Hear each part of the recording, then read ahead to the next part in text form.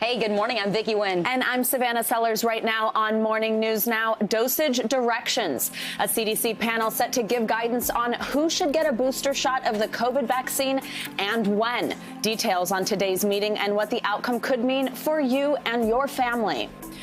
Shutdown averted. Just days before the government was set to run out of money, House Democrats vote to keep the government funded. But their efforts may not last long. Details on why Republicans are vowing to block it in the Senate. Manhunt. Investigators resuming their search for the fiancé of Gabby Petito. Florida police trudging through alligator-infested swampland to find him. Terrain's very difficult. Essentially, 75% of it's underwater. This as Petito's death is ruled a homicide. We'll have the latest on the case that has captivated the country. And now hiring. Retail stores offering record pay and perks this holiday season, but many job seekers still aren't taking the bait. How the labor shortage could impact your shopping plans this year. And as you saw at the top, we have Vicki Nguyen with us. Yes. Good morning. I'm so happy to have you with us. Good to be with you as always. So much to get to this morning.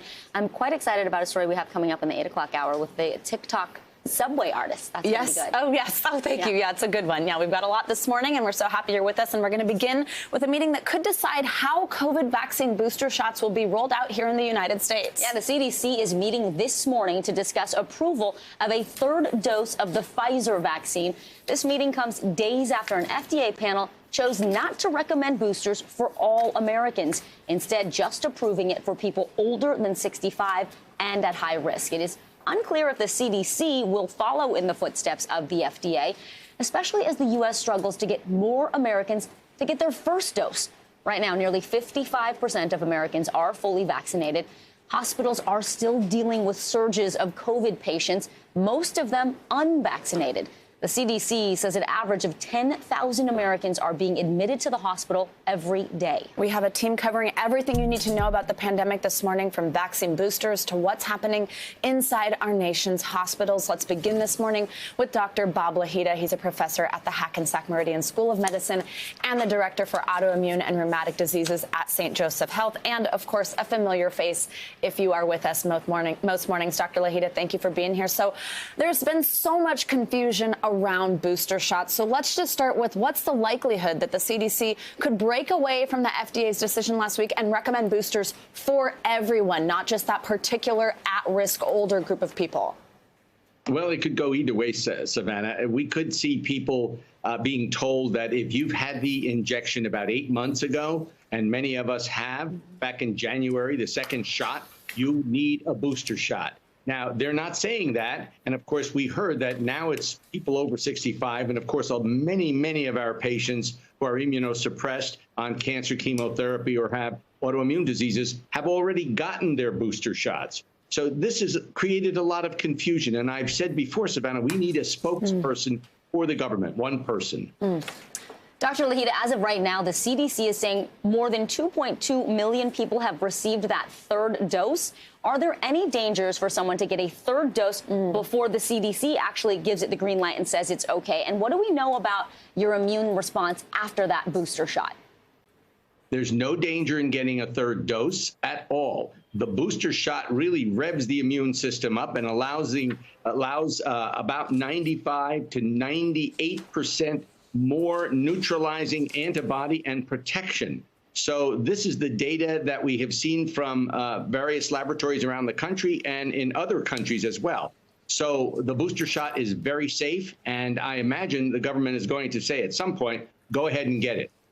Dr. Lahita, let's now talk about those of us, which includes myself, as anybody who watches our show knows, who got the Johnson & Johnson vaccine. The company came out with data yesterday saying a booster dose of its one-shot vaccine provides 94% protection if given 2 months after the first dose. So I have two questions here. So the first one being the J&J vaccine was rolled out in March. So should it have been a 2-dose vaccine from the beginning, given it wasn't that long ago? And second, if a booster shot were to be approved for this, do people who have those concerns last time, of course, we remember those blood clot concerns that took over for a little while. We even paused the rollout of the vaccine. Do those concerns come back with a booster shot? Those concerns, I'll take the second part first. First of all, those concerns should not be at the top of anyone's list. They're very, very, very rare. The myocarditis in young men, that's one. And the other was the clots in the heads of about 600 women out of tens of millions of women. And we don't really know the direct association. There may have been other comorbidities for those patients when they got the shot. That's very clear. Number two is that the booster shot for the J&J is good news if it's given 2 months after. The data show that neutralizing antibody increases, and as you mentioned and shown, it covers about 95 to 96% of the patients that get it from having severe infection and indeed even being hospitalized. All right, Dr. Lahita, we both want to thank you. Appreciate the information this morning. Always great to see you. Good to see you.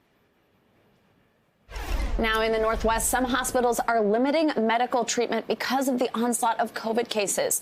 We want to focus on one young patient in Montana. Our team met just a few weeks ago, and the stunning news that we just got from his nurse. NBC News correspondent Gabe Gutierrez has been following the story. He joins us on set. Gabe, good morning. Hi, Savannah and Vicki. Good morning. As you mentioned, some hospitals in the Northwest are considering whether to activate crisis standards of care. Idaho has already done so. Montana is not there yet, but hospitals there are stretched thin. And yes, we decided to check back in with a patient we met just a few weeks ago. I would not wish this stuff on like my worst enemy at all. 24-year-old COVID patient Patrick Bershia had been hospitalized just over a week when we first met him earlier this month. Oh, sorry, one second. Deep breath. Yeah, take a breath. He struggled to breathe, but he wanted to keep talking to share this message. As soon as I can, I'm getting the vaccine. And I highly recommend anyone who has it to do it because this is a very scary situation. Do you regret not getting the vaccine? Absolutely. I 100% regret it. Specifically, what were some of the things you were hearing?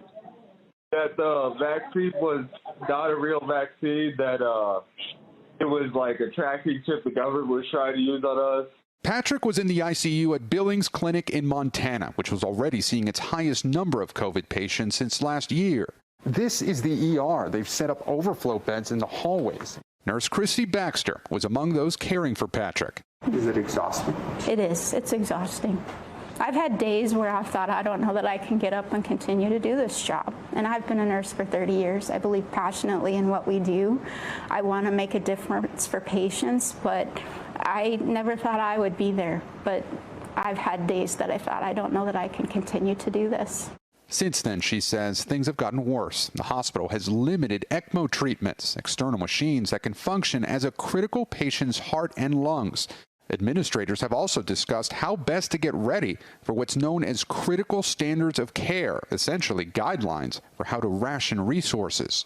This is heartbreaking. This is something I have never prepared myself for or never anticipated. And since we met, Patrick took a turn for the worse. He was placed on a ventilator and died this weekend. Every time we moved him, we weren't sure if the end was going to be in that moment. And so I just wanted to be there to hold his hand. In just 1 week, Patrick would have turned 25. He now leaves behind a young son. I, much like a lot of people in my age group, didn't really have a whole lot of proper information. I was hearing a lot of propaganda saying, oh, like COVID's a conspiracy theory, it's not real, you know, just a whole bunch of crap that isn't true. This is very real. It's very scary. It was a real gut punch to hear that he had passed away. And ladies, you know, what was so heartbreaking about his story is that when we spoke with him a few weeks ago, he actually thought he was one of the lucky ones. His condition was improving. And sadly, it went downhill just so quickly. He is now the youngest patient to die at that hospital in Billings from COVID. That is so tragic because that shows kind of the progression of this disease and sort of how unpredictable it can be. Yeah. Did he talk more about where he was getting his information and what he thought, why he resisted the vaccine? He alluded to it a little bit in the piece, but he said he got it from friends and family. He got it from the internet. And that's why he wanted to speak with us. We went inside that ICU. And, through the hospital, we had heard that he would agree to talk to us. And that was his message. He wanted people to take this virus seriously, and he wanted to stop that misinformation. And, it was just so tragic to hear the update that he had passed away. But there's a lot of people that are getting their information from, dubious sources. And he was one of them. Unfortunately, he says he regretted it. He regretted not getting the vaccine. He wanted to get the vaccine when he left the hospital and had recovered. And sadly, he never got the chance. And that's one of those things right now we're seeing when it's coming from family and friends. You want to trust it, but we can't forget the basic things that we know when you're seeking your information. What is the source? What is this website? It's really tough and just so heartbreaking to hear that he regretted it. Gabe, amazing report. Thank you so much. And good to have you here on set with us. You bet. Thank you for sharing that message. Really important, Gabe. Thank you.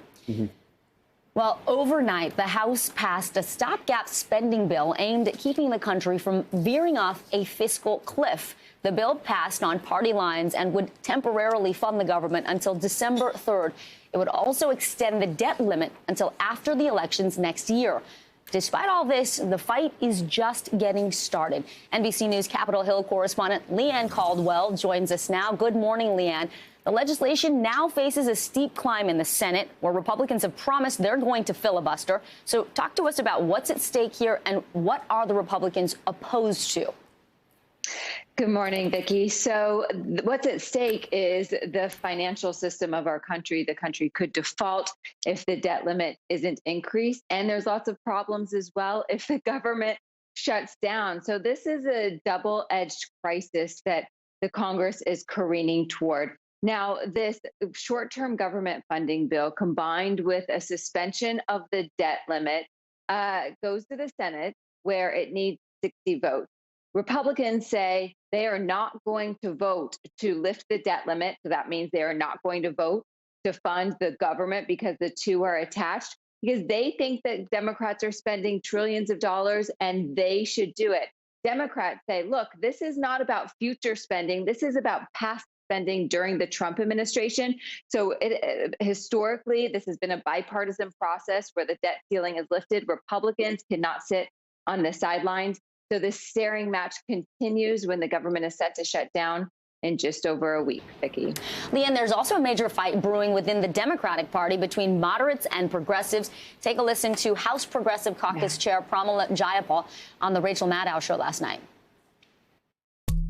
All of a sudden, the tables get turned on us, and we are now finding that people are saying, oh, no, just pass the infrastructure bill. And you know what? We'll get to child care later. We'll get to paid leave later. Well, Rachel, we are committed to delivering the entirety of the president's agenda to the president's desk. And half of our caucus, over half of our caucus, has said that they will not just vote on the bipartisan infrastructure bill. We have to vote on the reconciliation bill first. Well, Speaker Pelosi is contending with a large part of her ranks who are ready to fight for that larger $3.5 trillion spending bill. Where do you think this goes from here? Yeah, it's complicated. So when Representative Jayapal said half of the caucus will not vote for the bipartisan bill without the bigger bill first, well, she's talking about the Congressional Progressive Caucus. There's almost 100 members, so that means 50 Democrats are threatening not to vote for the bipartisan bill, and that will definitely stink the legislation, creating who knows what happens next. So what Speaker Pelosi is trying to do is trying to convince progressives to vote for the bipartisan bill. What Jayapal's message was on Rachel Maddow last night, that was the same message she had weeks ago. And that is the same message that after she met with Speaker Pelosi for 90 minutes in her office yesterday. So Speaker Pelosi does not seem to be making a lot of progress to ensure that both factions of her party, the moderates and the progressives, are on the same page to ensure that this bipartisan bill passes and then get on to the reconciliation bill. It is extremely complicated and very messy. Well, Leanne, let me switch gears right now. Representative Adam Schiff says the committee that's investigating the January 6th insurrection will go straight to subpoenas if they need to. So how are Republicans responding, and when could we start seeing some of these subpoenas? Well, Republicans are opposed to most Republicans, except for the two that are on the committee, are opposed to this committee altogether. They call it partisan. So what I'm going to be watching for are those subpoenas. Do they include members of Congress that this committee is interested in? People like GOP leader Kevin McCarthy, who is on a record preservation request list. He spoke with President Donald Trump on January 6th. And this could move extremely quickly. The January 6th Select Committee met for 5.5 hours on Monday night to talk about ways forward. And so we could see those subpoenas within the next few days. All right, Leanne, thank you so much this morning. Yep. President Biden delivered his first address to the UN General Assembly just yesterday. His goal, make a case for U.S. diplomatic efforts and reestablish America's role in the international community. Our own success is bound up in others succeeding as well. To deliver for our own people, we must also engage deeply with the rest of the world. To ensure that our own future, we must work together with other partners, our partners, toward a shared future. Our security, our prosperity, and our very freedoms are interconnected, in my view, as never before. NBCNews.com senior White House reporter Shannon Pettypiece joins us now. Shannon, good morning. So President Biden had a lot of allies to reach out to in his speech, many of them in the room. What did he prioritize? And was it enough to get his vision for the U.S. and its partners across? We have gone from America first under the Trump administration to America is back as an ally, back as a partner on dealing with some of these big issues like climate change and COVID. But as you mentioned there, Savannah, there was a lot of repairing to do of alliances, particularly following the withdrawal from Afghanistan, where a lot of America's closest allies, members of NATO, felt they were blindsided. They were not in the loop on that discussion and caused a lot of concern about where the Biden administration sees America playing a role. Here's a little bit more of what the president had to say about that yesterday, though. Instead of continuing to fight the wars of the past, we are fixing our eyes on devoting our resources to the challenges that hold the keys to our collective future. Ending this pandemic, addressing the climate crisis, managing the shifts in global power dynamics, shaping the rules of the world on vital issues like trade, cyber, and emerging technologies, and facing the threat of terrorism as it stands today. So you can hear this overall message from the president that the big problems of the world, they're not going to be solved by any one country or any small group of countries. They need to be solved by everyone working together. And now, Shannon, UK Prime Minister Boris Johnson actually went to the White House for a bilateral meeting in the Oval Office with President Biden rather than just having a type of pull-aside there at the UN. And Johnson wanted to leave the U.S. with a major transatlantic trade deal. What happened yesterday in Washington with that meeting? Well, the UK does really need to get a new trade deal with the U.S. after withdrawing from the European Union several years ago. They didn't get that big deal. There was some indication they have made some progress on areas like British beef, lamb products, some produce, agricultural areas. But one of the things the two leaders said they were focused on really was bigger picture, broader issues, particularly climate change and how these two countries can work together, set goals, and show an example to the rest of the world that can follow. So certainly a much different dynamic than we saw with former President Trump and Prime Minister Johnson, something he acknowledged and something we will expect to continue to see going forward. And Shannon, good to hear there was progress with the British beef, of all things. Now, Shannon, bringing it back to some domestic politics, Congress is duking it out over these two massive spending bills, which are key parts of Biden's agenda. Is the White House optimistic that these sweeping plans could make it to Biden's desk, or do they fear that this could crumble?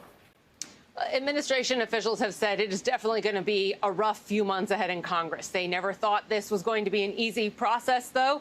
But I will say some of the issues when we entered the summer, areas like voting rights, gun control, police reform, that there was maybe talk that those could get passed this year. that talk has really gone away for the most part. And the focus now is just on getting this infrastructure package through, dealing with the debt ceiling, putting pressure on Republicans to act on that, and getting this infrastructure spending bill through. That was really one of the president's key campaign promises. And if there's one thing they get done this year, they want it to be that. All right, Shannon Pettypiece, as always, thank you so much. New updates this morning in the mystery surrounding the disappearance of Gabby Petito. A Wyoming coroner confirmed the body found in Bridger Teton National Forest is in fact Gabby. Early reports indicate her cause of death appears to be homicide, meaning it was not a natural death, but that will not become official until the final autopsy results are in.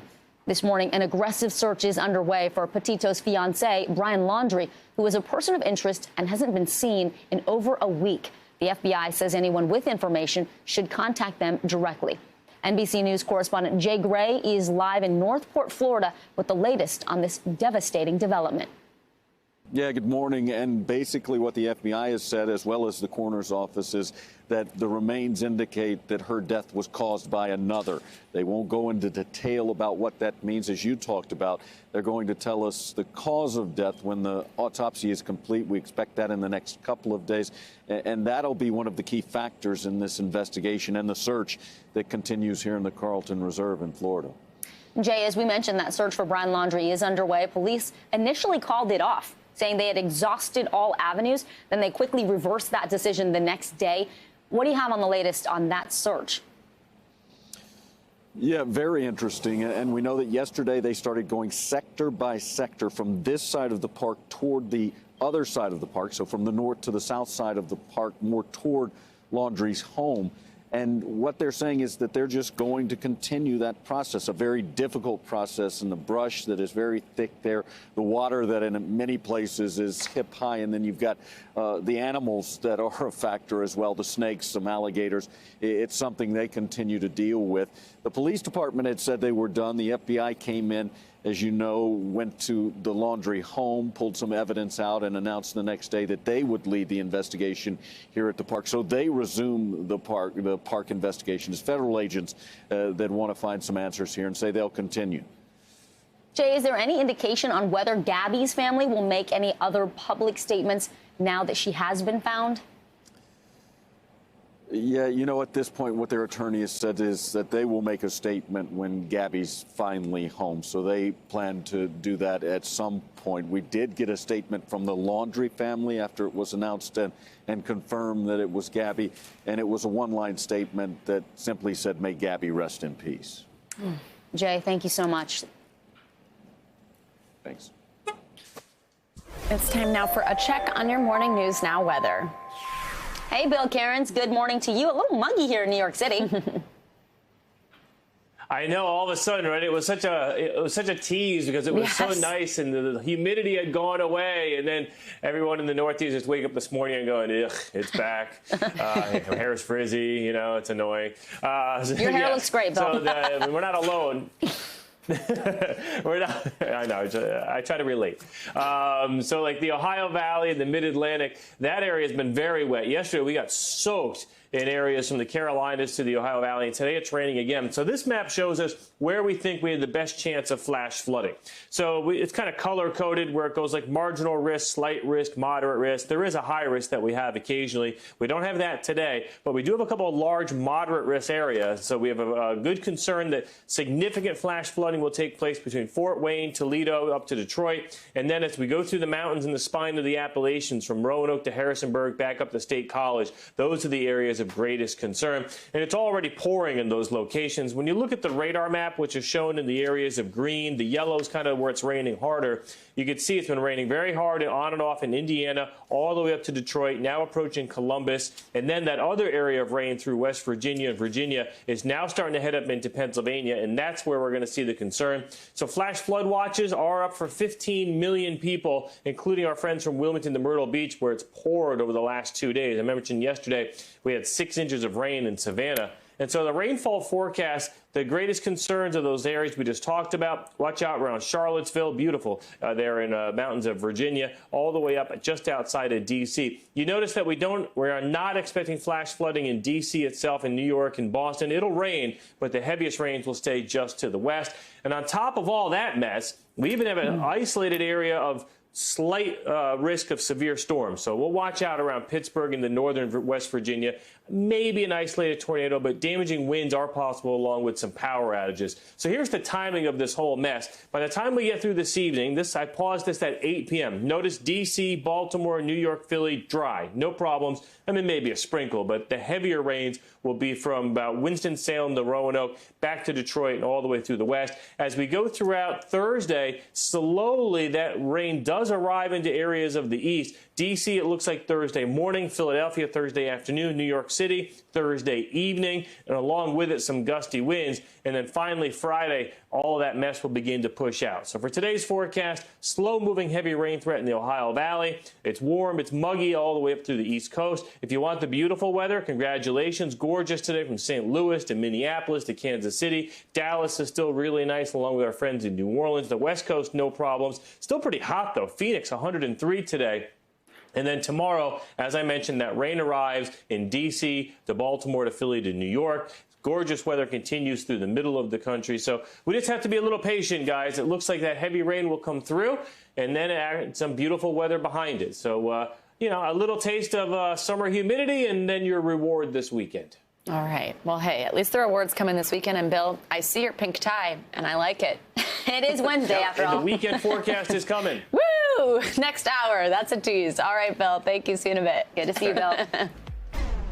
Prince Andrew has been served with a lawsuit accusing him of sexual assault. His lawyers here in the U.S. received the papers yesterday, clearing the way for a civil suit to proceed. NBC's Keir Simmons has more. Prince Andrew served with legal papers in America, confirmation that even a member of the British royal family is not above the law.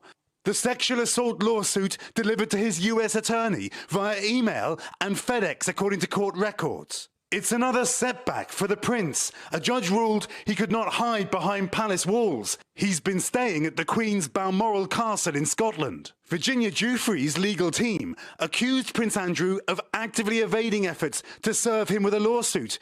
They even provided pictures showing them posting the papers by Royal Mail. She is suing the Queen's son for alleged sexual assault when she was just 17 years old. She says she was trafficked by the prince's friend, the late Jeffrey Epstein. Prince Andrew has always denied the allegations, or even knowing Giuffre, despite this widely circulated photo of the two of them. I can tell you categorically, I don't remember meeting her at all. I do not remember a photograph being taken, and I've said consistently and frequently that we never had any sort of sexual contact whatever.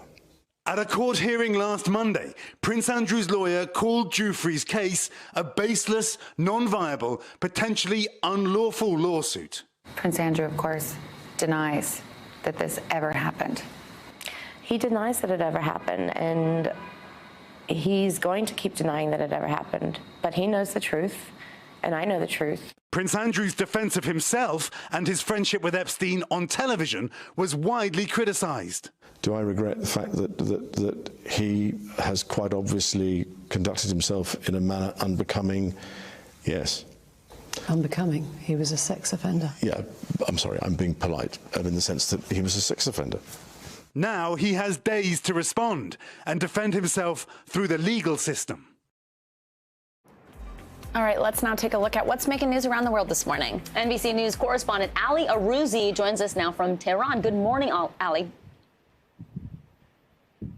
Good morning, guys. Well, Brazil's health minister, who's in New York attending the United Nations General Assembly, has tested positive for COVID-19. Brazilian President Bolsonaro, who delivered the opening speech of the meeting, has consistently played down the severity of the pandemic and says he won't get vaccinated. The health minister is in isolation in New York and is said to be in good health.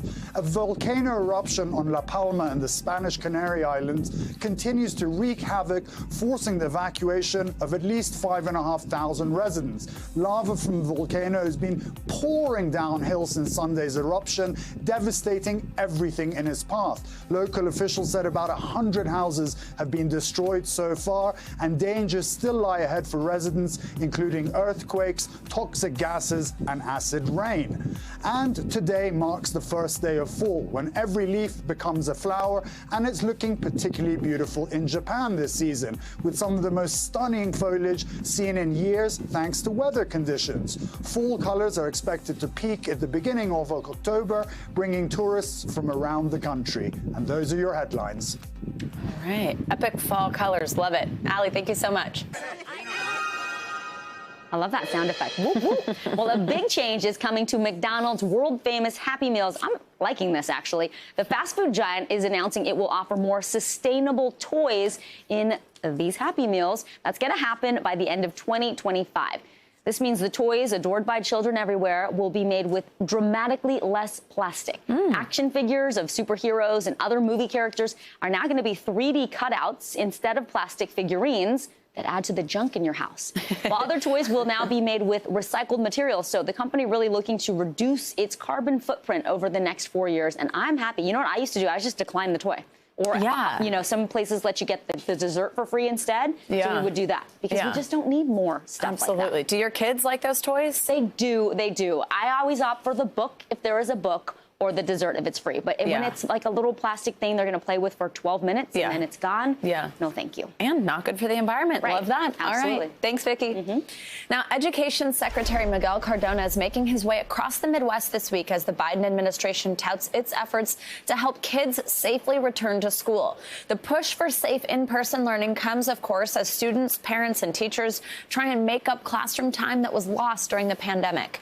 NBC News correspondent Heidi Prisbilla is live outside Senn High School in Chicago. Heidi, good morning. So, I mean, look, we know kids were at home for a year, far away from their teachers, their peers. It feels like so much was lost, both in what they learned and just their social development and social interaction. So how is Secretary Cardona and the Biden administration working to get kids back on track in the classroom? What's the plan? Yeah, Savannah, education in this country was never equal, but post-pandemic, those deficits are really gaping in cities like this. When you look at the surveys that have been done, 1 in 5 children in this city received a failing grade, an F, in either math or English. A lot of them were dealing with homelessness, dealing with violence in the family, dealing with deaths, major deaths in the family. And so we caught up with some of those families to kind of go over what some of their struggles were. We also spoke with the Education Secretary, who made clear that this is what the money needs to be used for. It needs to be used for bringing back these children. Here's what he told us yesterday. I certainly don't think it's a lost generation. I look at my children, a 15-year-old, 16-year-old, who missed out on a good part of their high school experience. They're hungrier to be back in school. They're engaging, and they're doing things that they wouldn't have done a year and a half ago. I do think we have to be creative, not only as high school educators, middle school educators, but also at the college level. Let's be innovative. Let's find a new way to cast a wider net. So, Savannah, virtual school really was a national experiment last year, and we are just now with children back in the classroom looking under the hood at some of the devastation in these underserved communities. McKinsey & Company, for instance, says that these learning deficits could last well into adulthood, just based on everything that was lost over this past year. And Heidi, I mean, parents across the country, just like the secretary there, have played a big part in this. For many people, especially with young kids, they've had to try and keep their kids safe and also get them back on track with their schooling after a year of basically being teachers in the home. So how are they dealing with these ongoing challenges, the uncertainty of if school's going to shut down and my kid's wearing a mask or not wearing a mask? How are they handling that? Look, we're here in Chicago because schools, frankly, are going at it in many different ways in terms of how they use this money. Chicago says they're going to do a high-dosage tutoring program to try and bring some of these kids back. But the situation here, based on our reporting, illustrates what those challenges are. We spoke with a single mother, Angela Spencer, who has 2 twin boys at Hyde Park Academy in Chicago's South Side. And she says, look, here's the situation. We were homeless for a while. We lost several family members, including my father. The kids are having serious problems. I'm having to bring them to counseling, and I just haven't seen the help yet. It can't come soon enough. Here's what she told us. It was difficult moving around from place to place, and as much as I tried to shelter them from what was really happening, I see that it really bothered them. It really put a toll on ourselves as a family. Just the stress of death, COVID, and not having a stable environment was just way too much, you know, pretty much kept them from focusing on what they needed to focus on, and that was trying to learn. So Savannah, Angela says her boys are going to need all kinds of resources including counseling in terms of tutoring, and despite the program, she just hasn't seen those resources yet, and this is really a daily struggle for her. We spent quite a bit of time talking with her yesterday. Yeah, so let's talk through some of these other plans. I mean, you mentioned it has an interesting name, high dosage tutoring program. What are educators and communities doing to help kids readjust? Tell us about any other concrete plans laid out in a city like Chicago. Well, this is an important time right now because this is when all of those plans are due at a district level to the states. When the federal money came out, Savannah, it just said 20% of these funds has to go to unfinished learning. Now, education experts that we talked to said that's a pretty vague term. And that means that many cities are going at it very differently. Some of them don't have any tutoring, let alone high dosage tutoring. There's also criticism, to be frank, here in Chicago that they're not using that money to staff up and hire more counselors. Here's what the superintendent, the education officer, had to say when we interviewed him.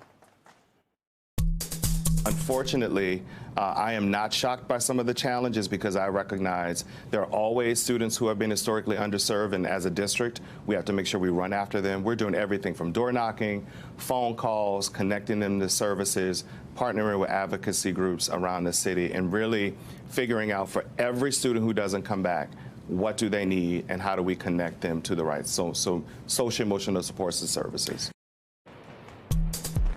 So what school districts do now, Savannah, will determine whether we can bring these kids back or if they are a lost generation. All right, Heidi Presbella, thank you so much. All right, it is time for your weekly checkup. Some of this week's biggest medical stories that you may have missed. We love this segment, and we love Dr. Natalie Azar, who is with us here on set. Good morning. What do you have for us this week? Oh, we have 3 really interesting topics this week. Yeah, starting with a study. Yes. Yeah, starting with a study linking a common treatment for breast cancer to a greater risk of heart disease. Tell us about that one. Yeah, this is really important, you guys. So about 50% of women who are undergoing breast cancer treatment are going to get radiation. 50%. That's quite a large number. And you know, experts have known for a while that radiation can actually affect your heart. It can affect the lungs. So this study actually looked at younger women who were diagnosed even as early as 25 years old, and they followed them for almost 25 years. And they found that especially radiation to the left side of the breast makes sense, right? Yeah. It led to an increase about twice the risk of heart disease. Wow. I know. Can you imagine such a thing? You're already undergoing treatment for breast cancer, and then you're going to end up with heart disease. So this is really important. Number one, doctor's orders, pay attention to this. The risk actually happens usually 5 years after the radiation treatment, so it's not early on. And this is something that you need to talk about with your doctor. If you have other risk factors for heart disease, this is particularly something that you want to look out for. That's such smart research, and I wonder who made that link. Hey, if it's happening on the left side of your body, let's check for heart disease too. Exactly. Hot flashes. Okay, let's talk about that. What are the most common symptoms that women experience when they're going through menopause? Right. But are there some new therapies that can help, and what can you tell us about that? Exactly. So I have good news and bad news. The bad news is that menopause symptoms can last 7 to 10 years. Wow. And roughly 2/3 of women will experience them. Right. Of course, now it's the good news. Yeah, please. and going on with the bad news, you've heard great. Hot flashes, right? I mean, some women experience them. Literally, they are debilitating. Some people have very mild symptoms. But here's the issue. There can be the most common treatment for for menopause symptoms, of course, is hormonal treatment. But as you know, hormonal treatment can be associated with an increased risk for cardiovascular events and everything. And women over the age of 60, it's definitely not advised. But there are some non-hormonal treatments. In fact, some of them are medicines that are used to treat bladder spasms for women who have urinary incontinence. So they're basically repurposing these other kinds of medicines. You need to talk to your doctor about menopause symptoms and also pay attention to mood and sleep. It's not just hot flashes. There are other symptoms and things that can go along with menopause that your doctor should pay attention to. All right, and quickly, we know we have some news about how we pay for our medical care. Research that shows parents might not be getting the information that they need about their kids' treatments and what it costs. Tell us. So the biggest understatement of the year is that hospital pricing and medical pricing is a very complex apparatus, if you will. So this study polled a number of parents who have children in the hospital, and they found out that about 75% of parents really had an interest in what the financial consequences of their kids' hospitalization would be, but only less than 10% actually spoke to a hospital financial counselor. So doctor's orders, to the best of your ability, you want to know what you're getting yourself involved in. There are hospital financial counselors you can speak with to get this information before and during your child's hospitalization, so you're not hit with these surprise bills at the end. And a lot of times you can negotiate. Don't forget about that power as a consumer. Exactly. But you have to ask the questions. Got to. Dr. Azar, great advice, as always. Yes, we love the weekly checkup, and we love when you're on set with us. Thank you so much. Good to see you. Great to see you, Dr. Azar. It is time now for our CNBC Money Minute. It is the biggest financial headlines of the day and why they matter to you. And Silvana Henao joins us this morning. Hey there, good morning. Good morning. Amazon announced it has given away cars and $100,000 cash bonuses to a handful of vaccinated warehouse workers. The gifts are part of Amazon's Max Your Vax sweepstakes, which rewards employees who have gotten their COVID-19 vaccine and hopes to encourage holdouts to get their shots as well. Amazon has not required its frontline workers to get the shot. In addition to cars and cash rewards, the company is also handing out a week of paid time off, including a $12,000 vacation package. Facebook is reinforcing its focus on hardware, unveiling 2 new versions of its video calling device, the Portal. While both devices are designed for people working from home, one model is portable, while the larger Portal Plus has a 14-inch screen. The new portals will support popular video calling apps, including Teams and Zoom, and can integrate users' work calendars. The release comes as more companies delay return-to-work plans and keep employees at home amid rising COVID-19 cases due to the Delta variant. Google plans to buy a New York City office building for $2 billion, even as most of its employees are still working from home. In a positive sign for New York as it emerges from the pandemic, Google will buy the St. John's Terminal building in the Hudson Square neighborhood. CFO Ruth Porat said in a blog post, the building will serve as the anchor of Google's new campus in the area. The purchase is the most expensive for any single U.S. office building ever since the start of the pandemic. That's according to the Wall Street Journal. Wow, I do like that. What is it? What was the name? I'm forgetting now. Amazon's thing. Oh, yeah, It's the Max, vaccinated employees. Yeah, there's a really good slogan for it. Max your Vax. Max your Vax. Thank you. Silvana, Sorry, thanks. I got distracted by $2.1 billion. Google. Silvana, thank you so much. All right, we're heading into what's expected to be a busy holiday shopping season, and retailers are offering record pay and all kinds of perks to attract all the workers they need. But there is a problem. So far, job seekers aren't taking the bait. So how will this labor shortage affect your shopping plans? With more on that, we're going to turn to NBC News business reporter Letitia Miranda, who joins us now. Good morning, Letitia. How dire is this labor shortage, and what effect could it have on everyone's holiday shopping season if the workers aren't there? Right. So as you know, all of us have reported and known, there's a huge worker shortage for retailers. That means that there are hundreds of thousands of jobs that are basically unfilled. That at this point, people are usually thinking about holiday work, how to make a few extra bucks during the busy shopping season that comes in the next couple months. But basically, retailers are finding it very difficult to fill those positions, everything from cashiers to people working the supply chain to drivers who, take our orders across the country. So that is a huge headache for retailers, and they are trying everything that they can to make sure that people are there to make sure we get our gifts in time. And now, what are employers doing to try to lure workers onto the payroll and get ahead of this shortage before the holidays? Tell us about some of these perks that they're offering. Yeah, so for example, Amazon in some of its locations is offering a $3,000 sign-on bonus. I spoke to one worker who took a temporary job at a Target distribution center who said he got a $3,000 sign-on bonus to work there. Some of them are offering or extending some benefits to temporary workers, like covering college debt or,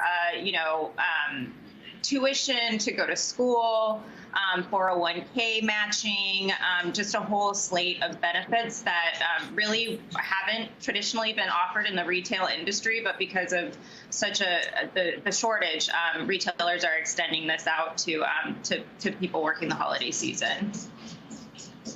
Leticia, thank you so much. We appreciate it. Thanks.